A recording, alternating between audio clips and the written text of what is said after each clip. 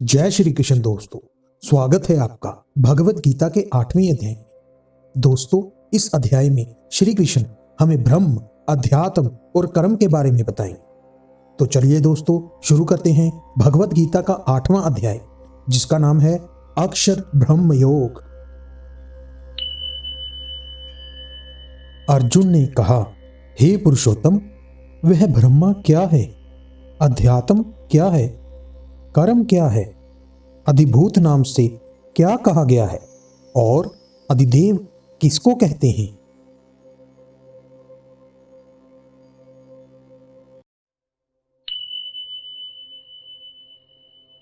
हे मधुसूदन, यहाँ अधियज्ञ कौन है और वह इस शरीर में कैसे है तथा युक्त चित्त वाले पुरुषों द्वारा अंत समय में आप किस प्रकार जानने में आते हैं?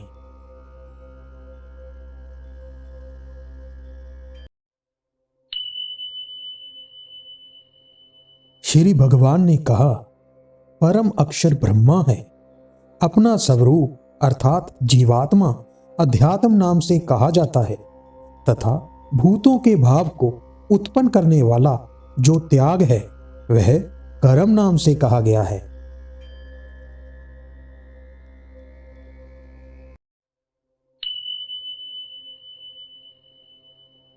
उत्पत्ति, विनाश, धर्म वाले सब पदार्थ अधिभूत हैं। हिरण्मय पुरुष, जिसको शास्त्रों में सूत्रात्मा, हिरण्यगर्भ, प्रजापति, ब्रह्मा इत्यादि नामों से कहा गया है, अधिदेव हैं। और हे देहधारियों में श्रेष्ठ अर्जुन, इस शरीर में मैं वासुदेव ही अंतर्यामी रूप से अधियज्ञ हूं।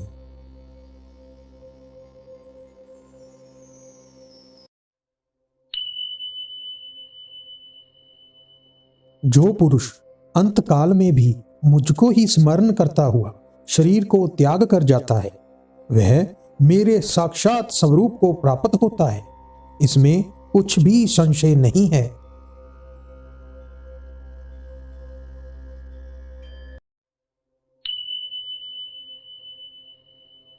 हे कुंती पुत्र अर्जुन, यह मनुष्य अंत काल में जिस जिस भी भाव को स्मरण करता हुआ शरीर त्याग करता है उसको ही प्राप्त होता है, क्योंकि वह सदा उसी भाव से भावित रहा है।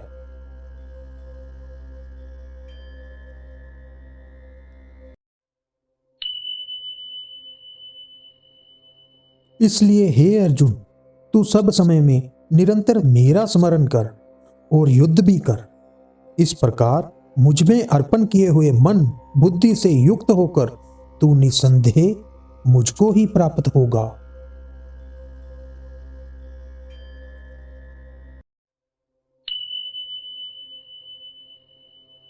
हे पार्थ, यह नियम है कि परमेश्वर के ध्यान के अभ्यास रूप योग से युक्त दूसरी ओर ना जाने वाले चित्त से निरंतर चिंतन करता हुआ मनुष्य परम प्रकाश रूप दिव्य पुरुष को अर्थात परमेश्वर को ही प्राप्त होता है।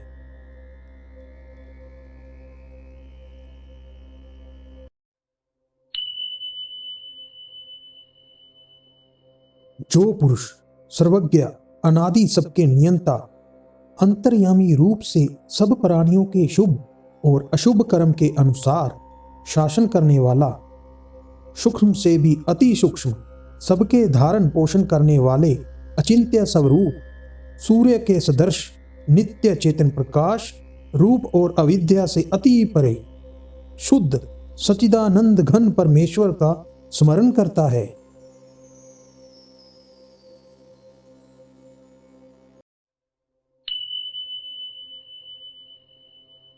वह भक्ति युक्त पुरुष अंत काल में भी योग बल से बरकट्टी के माध्यम में प्राण को अच्छी प्रकार स्थापित करके फिर निश्चल मन से स्मरण करता हुआ उस दिव्य रूप परम पुरुष परमात्मा को ही प्राप्त होता है।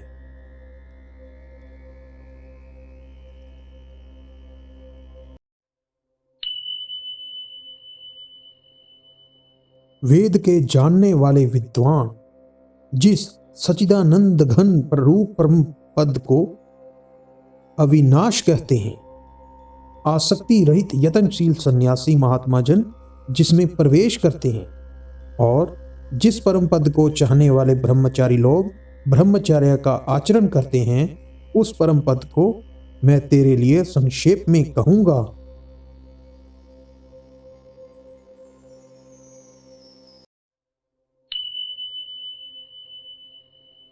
सब इंद्रियों के द्वारों को रोककर तथा मन को हृदय में स्थित करके फिर उस जीते हुए मन द्वारा प्राण को मस्तक में स्थापित करके परमात्म संबंधी योग धारणा में स्थित होकर जो पुरुष ओम इस एक अक्षर रूप ब्रह्मा को उच्चारण करता हुआ और उसके अर्थ स्वरूप मुझ निर्गुण ब्रह्मा का चिंतन करता हुआ शरीर को त्याग कर जाता है, वह पुरुष परम गति को प्राप्त होता है।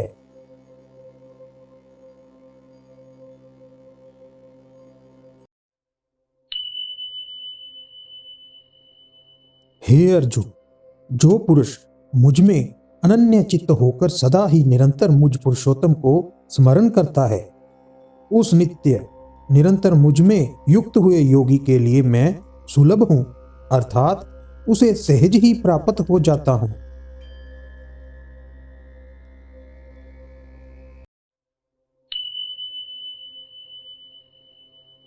परम सिद्धि को प्राप्त महात्मा जन मुझको प्राप्त होकर दुखों के घर एवं क्षणभंगुर पुनर्जन्म को नहीं प्राप्त होते।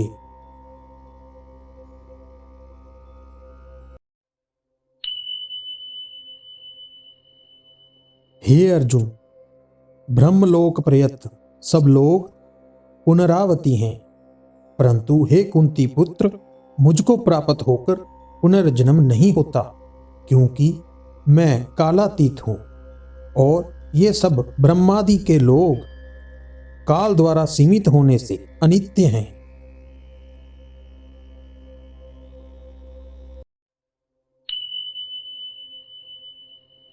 ब्रह्मा का जो एक दिन है उसको 1000 चतुर्युगी तक की अवधि वाला और रात्रि को भी 1000 चतुर्युगी तक की अवधि वाला जो पुरुष तत्व से जानते हैं, वे जोगी जन काल के तत्व को जानने वाले हैं।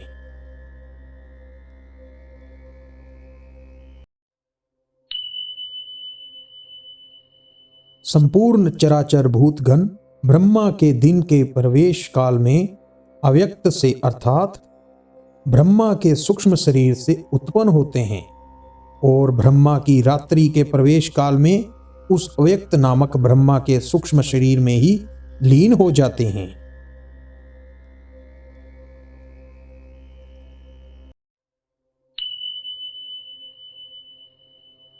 हे पार्थ, वही ये भूत समुदाय उत्पन्न हो होकर प्रकृति वश में हुआ रात्रि के प्रवेश काल में लीन होता है और दिन के प्रवेश काल में फिर उत्पन्न होता है।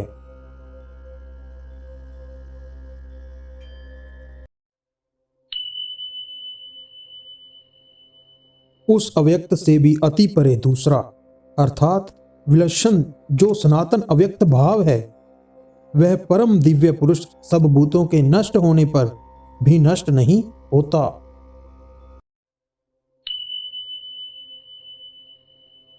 जो अव्यक्त अक्षर इस नाम से कहा गया है, उसी अक्षर नामक अव्यक्त भाव को परम गति कहते हैं तथा जिस सनातन अव्यक्त भाव को प्राप्त होकर मनुष्य वापस नहीं आते, वह मेरा परम धाम है।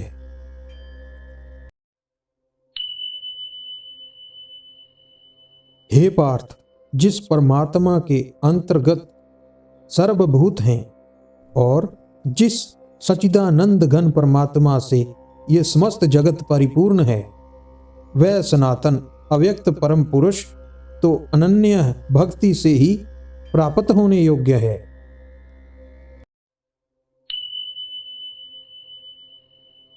हे अर्जुन, जिस काल में शरीर त्याग गए हुए योगी जन तो वापस ना लौटने वाली गति को और जिस काल में गए हुए वापस लौटने वाली गति को ही प्राप्त होते हैं, उस काल को अर्थात दोनों मार्गों को कहूंगा।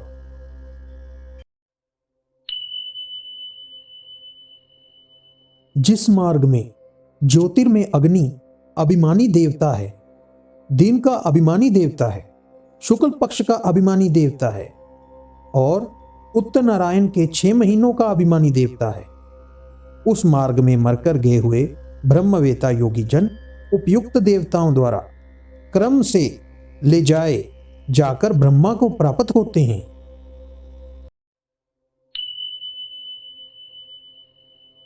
जिस मार्ग में धूमाभिमानी देवता है, रात्रि अभिमानी देवता है तथा कृष्ण पक्ष का अभिमानी देवता है और दक्षिणायन के 6 महीनों का अभिमानी देवता है, उस मार्ग में मरकर गया हुआ सकाम कर्म करने वाला योगी उपयुक्त देवताओं द्वारा क्रम से ले गया हुआ चंद्रमा की ज्योत को प्राप्त होकर स्वर्ग में अपने शुभ कर्मों का फल भोग कर वापिस आता है।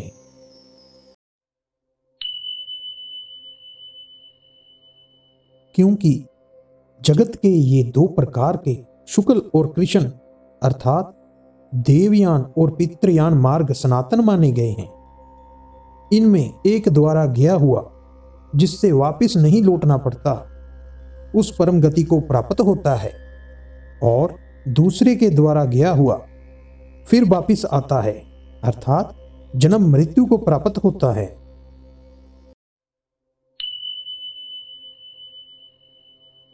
हे पार्थ, इस प्रकार इन दोनों मार्गों को तत्व से जानकर कोई भी योगी मोहित नहीं होता। इस कारण हे अर्जुन, तू सब काल में संबुद्धि रूप से योग से युक्त हो अर्थात निरंतर मेरी प्राप्ति के लिए साधन करने वाला हो।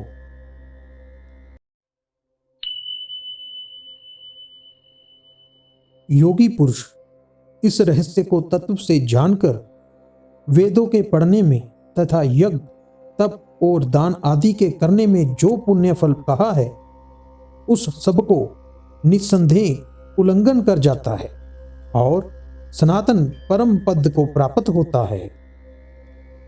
दोस्तों, ये था भगवत गीता का 8वां अध्याय, जिसमें श्री कृष्ण ने ब्रह्म, अध्यात्म, कर्म और मृत्यु के बारे में अर्जुन की शंकाओं को दूर किया। तो चलिए दोस्तों, मिलते हैं भगवत गीता के 9वें अध्याय में। तब तक के लिए आज्ञा दीजिए। जय श्री कृष्ण।